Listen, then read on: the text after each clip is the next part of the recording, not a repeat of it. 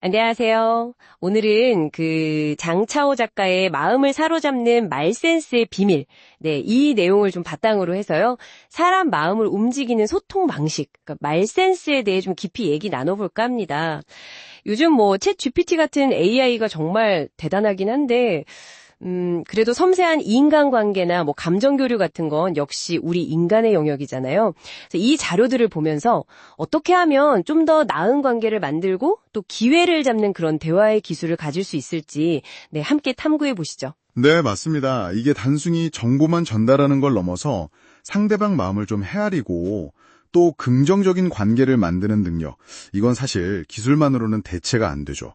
이 책에서는요, 말센스가 그냥 단순한 화술이 아니라 타인에 대한 깊은 배려, 여기서 시작된다고 강조를 해요. 오늘 이 시간을 통해서 그 핵심 원칙들 한번 같이 알아보면 좋겠습니다. 네.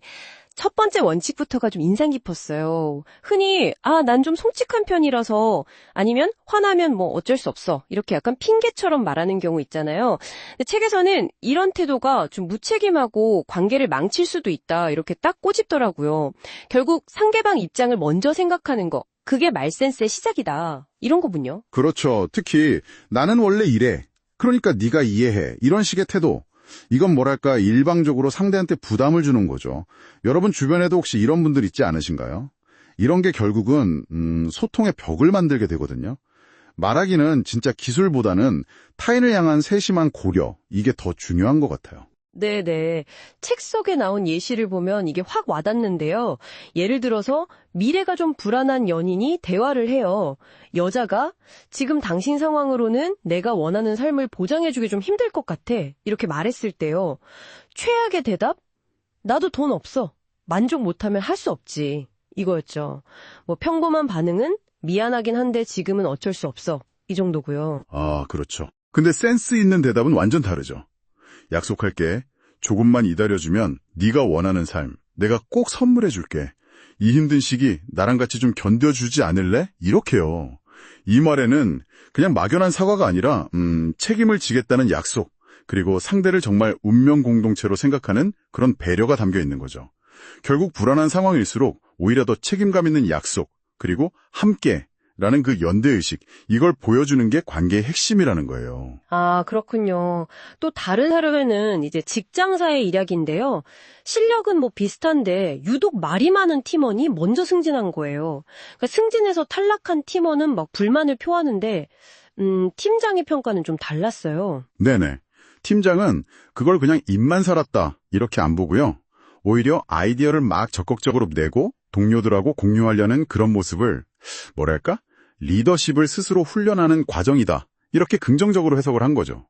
반면에 이제 갈등을 피하려고 자기 생각을 좀 쉽게 굽히는 성향, 이거는 리더로서는 좀 수동적인 태도로 이어질 수 있다, 이렇게 판단했고요. 근데 그 팀장의 해석이 너무 좀 편향된 건 아닐까요? 그냥 말이 많은 걸 너무 긍정적인 리더십 훈련으로만 보는 건 조금 너무 나간 해석 아닌가 싶기도 하고요. 물론 그렇게 볼 여지도 충분히 있습니다. 상황마다 다르겠죠. 하지만 이 책의 관점에서 보자면 자신의 생각을 명확히 표현하고 다른 사람들과 소통하려는 그 적극적인 태도 자체가 리더가 갖춰야 할 중요한 자질 중 하나로 평가받을 수 있다, 이 점을 좀 보여주는 것 같아요. 물론 조직 문화마다 차이는 있겠지만 소통하려는 의지 자체가 중요하다, 이런 메시지로 받아들일 수 있겠죠. 그렇군요. 그리고 모든 걸 잃고 좀 힘든 상황에 처했던 친구 이야기도 기억에 남아요. 그 친구가 당장 주변 친구들이나 고객들한테 자기 상황을 전부 다 털어놓지 않았잖아요. 오히려 상황을 어느 정도는 자기가 관리하고 있는 것처럼 그렇게 이야기했죠. 네, 맞아요. 근데 이게 거짓말을 하거나 현실을 외면하는 거랑은 좀 결이 달라요. 상황을 좀 냉정하게 파악하고 무작정 동정심에 호소하기보다는 일단 신뢰를 유지하는 거죠. 그러면서 정말 실질적인 도움을 줄 수 있는 사람, 이 경우에는 나중에 찾아간 친구였죠.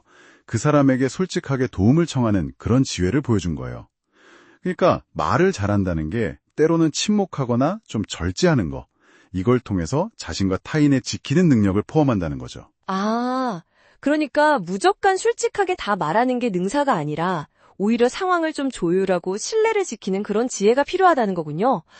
이야, 이거 정말 흥미로운데요. 네, 맞습니다. 그리고 또 전략적인 소통의 다른 예로 그 피부관리샵을 연 송씨 사례가 있었죠. 잠재 고객한테 다가가서 뭐 옷을 양보한다거나 아니면 일상 재료로 하는 피부관리 팁 같은 거, 그런 걸 무료로 알려주면서 먼저 호감이란 신뢰를 쌓았잖아요. 여기서 핵심은 역시 그 인내심이었던 것 같아요. 바로 뭐 제품 팔려고 하거나 샵으로 오라고 하지 않고 기다렸다는 점. 정확합니다. 그게 포인트죠. 고객이 먼저 근데 더 빠른 방법 없어요? 아니, 그 샵이 어디예요? 이렇게 물어볼 때까지 기다린 거죠.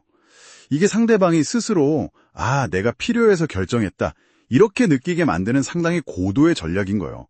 결국 조급함을 버리고 인내심으로 먼저 신뢰를 쌓으면 상대방이 스스로 다가오게 만들 수 있다, 이런 거죠.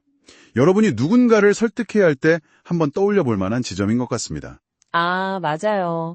그리고 그 비언어적인 부분도 중요하다고 했었죠. 뭐 편안한 소파에 상대를 앉힌다거나 아니면 상대 감정 상태에 맞춰서 몸짓 같은 걸 좀 조절한다거나 하는 것들이요. 그런 편안한 환경을 만들어주는 것만으로도 상대방 마음을 여는데 도움이 된다는 거니까요. 네, 그런 환경 조정과 더불어서 또 아주 중요한 게 바로 진정성입니다. 아주 화려한 말솜씨보다 때로는 약간 어눌하거나 말을 조금 더듬는 모습이 오히려 더 신뢰감을 줄 수도 있어요.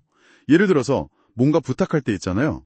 눈을 딱 맞추고 조금 망설이는 듯한 그런 진솔한 태도.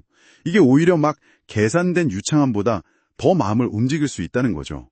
마치 제가 정말 이런 부탁 처음 드려보는데요 하는 식으로 조심스럽게 다가가는 자세가 중요합니다.